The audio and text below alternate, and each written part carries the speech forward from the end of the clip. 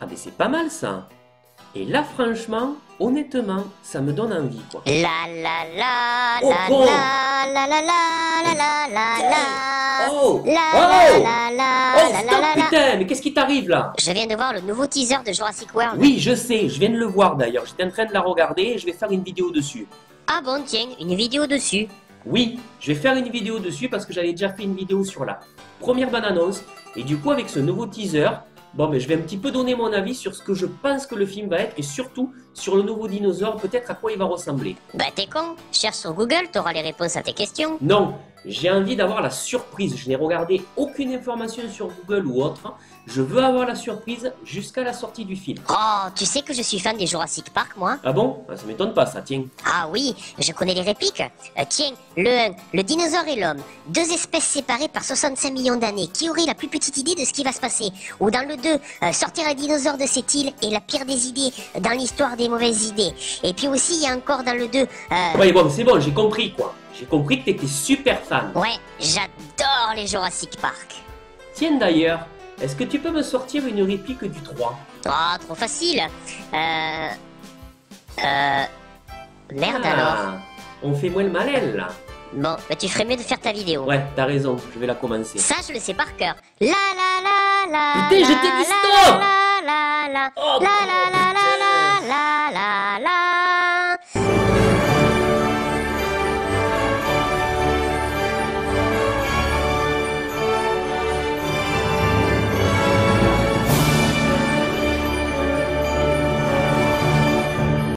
Et salut tout le monde, c'est Dom Tom Gamer, j'espère que vous allez bien.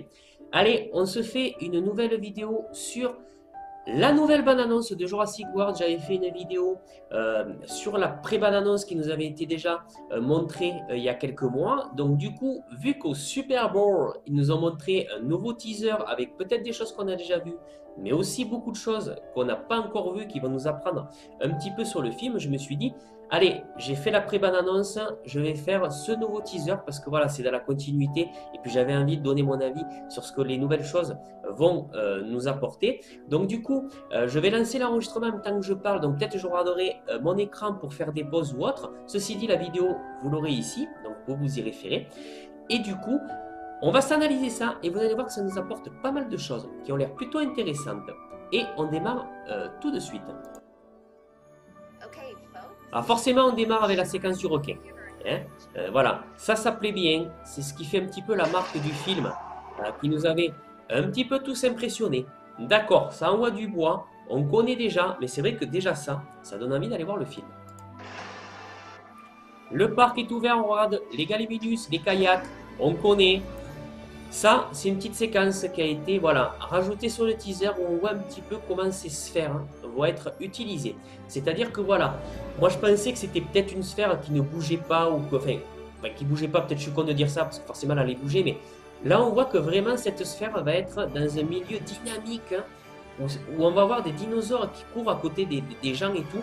Ça renforce un petit peu le côté stressant, et on le verra vers la fin de la vidéo en quoi ça va l'être encore plus. Mais voilà, on voit un petit peu l'utilité de cette sphère, avec des dinosaures, voilà, des herbivores, qu'on voit là, qui sont, je pense, vus dans le deuxième Jurassic Park, si je dis pas de bêtises, ceux qui ont les pics sur le dos. Voilà, donc du coup, ok, ça nous apporte un plus. On voit un petit peu aussi ce que les effets spéciaux vont donner. Alors là, séquence très importante. Là, vraiment, ça nous apporte vraiment du plus.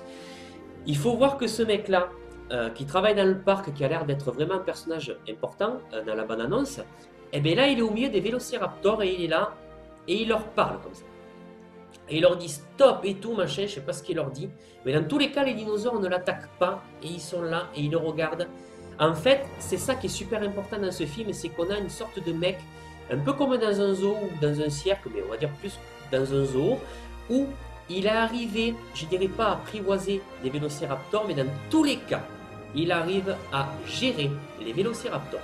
Et ça a son importance parce que, à mon avis, ça va beaucoup y jouer dans ce film-là. Ça fait penser un petit peu à Peur Bleue, je sais pas si vous l'avez vu, le film avec les requins, qui est pas terrible, c'est vrai. Mais dans ce film-là, il y a un mec qui arrive à gérer les requins et tout. Ça fait penser un petit peu à ça, voilà. Ce mec-là, je sais pas comment il a fait, il doit les connaître depuis que les dinosaures sont nés et il les a élevés, entre guillemets, il les a vus grandir, il se les est un petit peu mis dans la poche. Dans tous les cas, lui, il les gère. Et ça a une importance, à mon avis, dans le film. Hop, donc là, nouvelle attraction, nouveau dinosaure, c'est ce qu'elle est en train de dire. Et on peut voir que ce dinosaure-là, voilà, il est caché dans les fougères, donc ça parle effectivement de ce dinosaure qui a été créé. L'hypothèse pour moi était que c'est un vélociraptor croisé avec un tyrannosaure.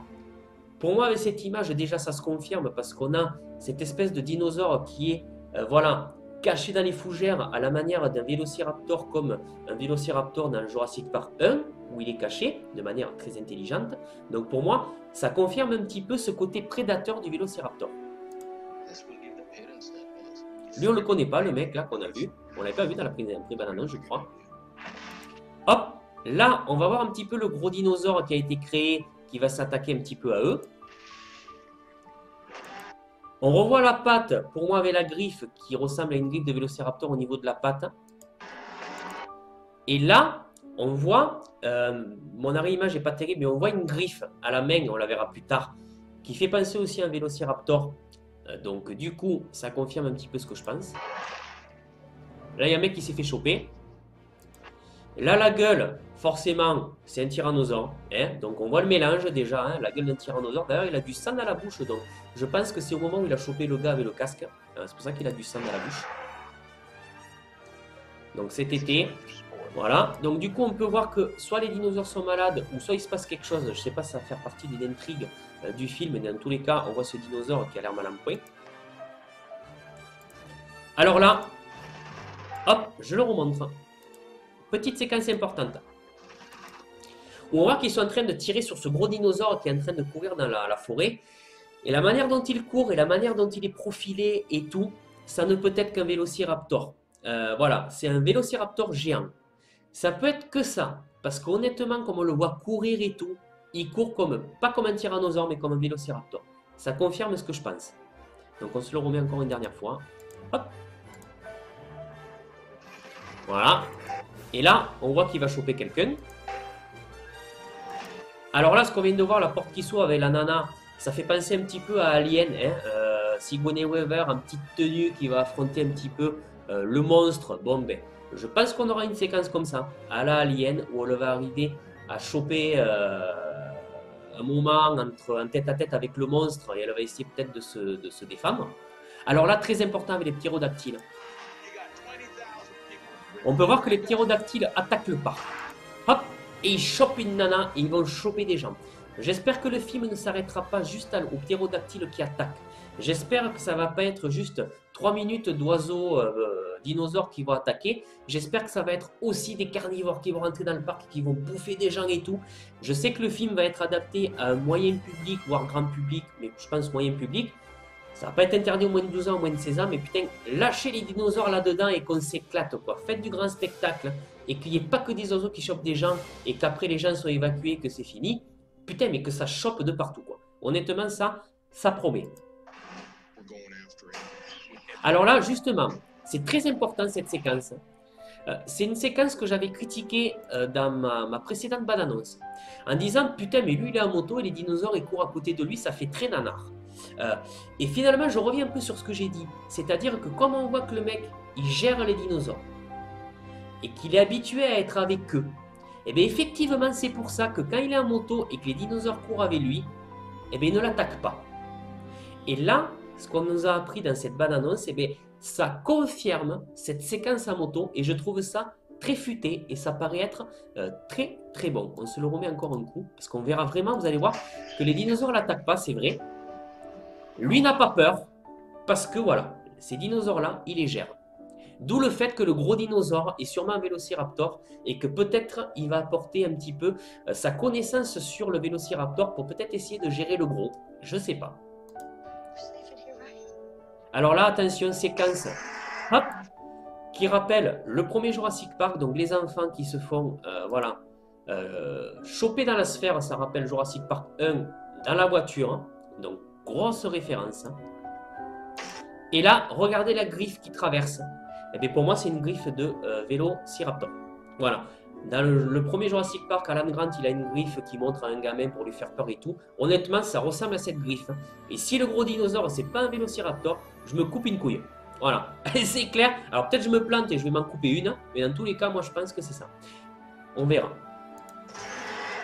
Et une grosse séquence flippante qui donne envie de voir le film. Donc bref, dans tous les cas, voilà, c'était pour faire une deuxième analyse de ce Jurassic World avec ce petit teaser plutôt qui nous montre un petit peu plus sur l'histoire. Et honnêtement, là, ça me donne un peu plus envie parce qu'on a appris quelques petites choses en plus dans le mec qui gère les dinosaures. Et ça me plaît. Et on verra ce que ça donne. Il me tarde cet été. Dans tous les cas, n'hésitez pas à me laisser des commentaires, des petits pouces, à vous abonner à ma chaîne parce que je fais pas que du cinéma. Là, c'est un hors série, mais je fais aussi beaucoup de jeux vidéo.